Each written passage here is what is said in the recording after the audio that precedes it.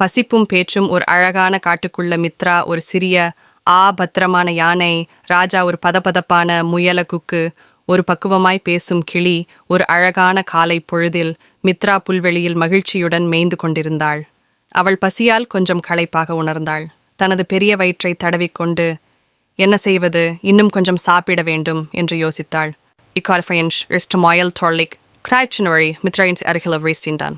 ஒன்னா மித்ராவை பார்த்து, ஹாய் மித்ரா, என்ன செய்கிறாய் என்றான். மித்ரா பரிதாபமாக, ராஜா, எனக்கு பசிக்கிறது, இன்னும் கொஞ்சம் புல் கிடைக்குமா என்று தேடிக்கொண்டிருக்கிறேன் என்றாள். ராஜா சிரித்துக்கொண்டு, பசிக்கா, அது என்ன பிரச்சனை? கட்டியின் மறுபுறத்தில் சுவையான காய்கறிகள் நிறைய இருக்கும் தோட்டம் ஒன்று இருக்கிறது, அங்கு சென்று சாப்பிடலாம் வா என்றான். மித்ரா யோசித்து, ஆனால் ராஜா, அது வெகு தூரம் இருக்கிறது, இவ்வளவு தூரம் நடக்க முடியாது என்றாள்.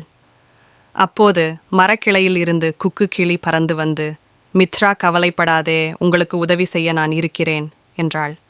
குக்கு ராஜாவிடம் தனது திட்டத்தை சொன்னாள். ராஜா மகிழ்ச்சியுடன் தலையை ஆட்டான். குக்கு மித்ராவின் முதுகுக்கு பின்னால் ஏறி அமர்ந்து கொண்டாள். ராஜா முன்னே ஓடி தோட்டம் இருக்கும் திசையை காட்டினான். குக்கு வழி நடத்த ராஜா வேகமாக ஓடினான். மித்ரா குக்குவின் வழி காட்டுதலின்படி ராஜாவை தொடர்ந்து நடந்தாள். இவ்வாறு ராஜாவின் வேகமும் குக்குவின் வழிகாட்டுதலும் மித்ராவை விரைவாக தோட்டத்தை அடையச் செய்தது. அங்கு சுவையான காய்கறிகள் நிறைய இருந்தன. மித்ரா பசியாறும் வரை சந்தோஷமாக சாப்பிட்டாள்.